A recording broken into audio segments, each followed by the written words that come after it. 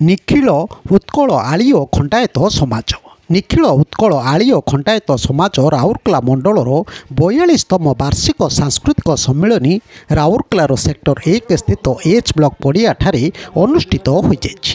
ଅନୁଷ୍ଠାନର ସଭାପତି ନାରାୟଣ ମହାନ୍ତିଙ୍କ ସଭାପତିତ୍ୱ ଓ କେନ୍ଦ୍ରୀୟ ପ୍ରତିନିଧି ପ୍ରଭାକର ରାଉତଙ୍କ ମଞ୍ଚ ସଂଯୋଜନାରେ ଆୟୋଜିତ ଏହି କାର୍ଯ୍ୟକ୍ରମରେ ରଘୁନାଥପାଲି ବିଧାୟକ ଦୁର୍ଗାଚରଣ ଦନ୍ତୀ, ରାଉରକେଲା ବିଧାୟକ ଶାରଦା ପ୍ରସାଦ ନାୟକ, ସମାଜସେବୀ ପ୍ରଶାନ୍ତ ସେଠୀ, ନିଖିଳ ଉତ୍କଳ ଖଣ୍ଡାୟତ କ୍ଷେତ୍ରୀୟ ମହାସଭାର ସମ୍ପାଦକ ଶଶଧର ପାତ୍ର, ମୁଖପାତ୍ର ସାମ୍ବାଦିକ କୁଞ୍ଜବିହାରୀ ରାଉତ, କାଳଞ୍ଜି ମହାସଭାର ସଭାପତି ସୁରେନ୍ଦ୍ର ଜେନା, ଗଞ୍ଜାମ ଗଜପତି ବିକାଶ ପରିଷଦର କମ୍ୟୁନିଷ୍ଟ ଗୌଡ଼ କବୟତ୍ରୀ ସସ୍ମିତା ପ୍ରଧାନ ପ୍ରମୁଖ ଅତିଥି ଭାବେ ଯୋଗଦେଇ ଅନୁଷ୍ଠାନର କାର୍ଯ୍ୟକ୍ରମକୁ ପ୍ରଶଂସା କରିଥିଲେ।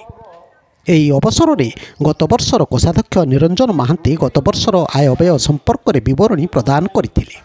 ସଭାପତି ଶ୍ରୀ ମହାନ୍ତି ସଭାପତିତ୍ୱ ଅଭିଭାଷଣରେ ସମସ୍ତଙ୍କ ମଧ୍ୟରେ ଐକ୍ୟବଦ୍ଧତା ଓ ସୌହାର୍ଦ୍ଦ୍ୟପୂର୍ଣ୍ଣ ବାତାବରଣ ବଜାୟ ରଖିବା ସହ ଅନୁଷ୍ଠାନର ସର୍ବାଙ୍ଗୀନ ଉନ୍ନତି ପାଇଁ ଏକାଠି ଆଗେଇ ଆସିବା ପାଇଁ ସେ ଆହ୍ୱାନ ଦେଇଥିଲେ।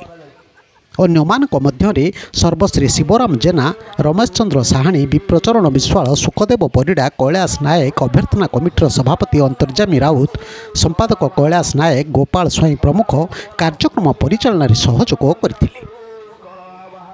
ଏହି ଅବସରରେ ଅନୁଷ୍ଠାନର ଦିବଂଗତ ସଦସ୍ୟ ଲଡ଼ୁକିଶୋର ବିଶ୍ୱାଳ, କୈବଲ୍ୟ ରାଉତ, ରାମକୃଷ୍ଣ ନାୟକଙ୍କ ଆତ୍ମାର ସଦ୍ଗତି ନିମନ୍ତେ 1 ମିନିଟ୍ ନୀରବ ପ୍ରାର୍ଥନା କରାଯାଇଥିଲା। ପ୍ରାରମ୍ଭରେ ମା ଖମ୍ବେଶ୍ୱରୀଙ୍କ ନିକଟରେ ପୂଜା ଅର୍ଚ୍ଚନା ପରେ କାର୍ଯ୍ୟକ୍ରମ ଆରମ୍ଭ କରାଯାଇଥିଲା।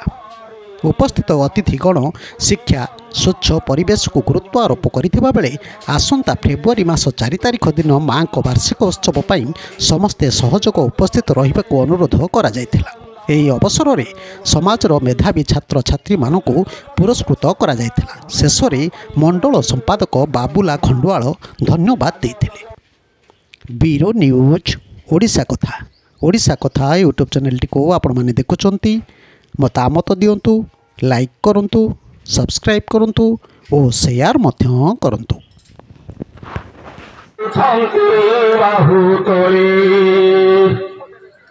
ସଜାଅ ଭୁବନ ହୃଦ ସିଂହାସନ ମନ ମନ୍ଦିରକୁ କର ଆବାହନ। ଏ ସଜାଅ ଭୁବନ ହୃଦ ସିଂହାସନ ମନ ମନ୍ଦିରକୁ କର ଆବାହନ।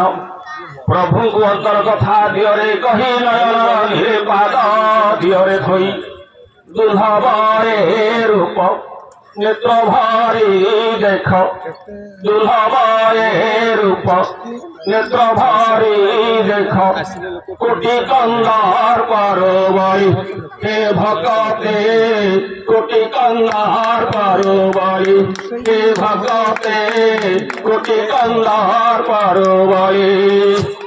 ଆଉ ଯାଗ ଯଜ୍ଞ ବ୍ରତ ପୂଜାର ଧନା ଯାହା ପାଇଁ କରେ କଠୋର ସାଧନା। ଏ ଯାଗ ଯଜ୍ଞ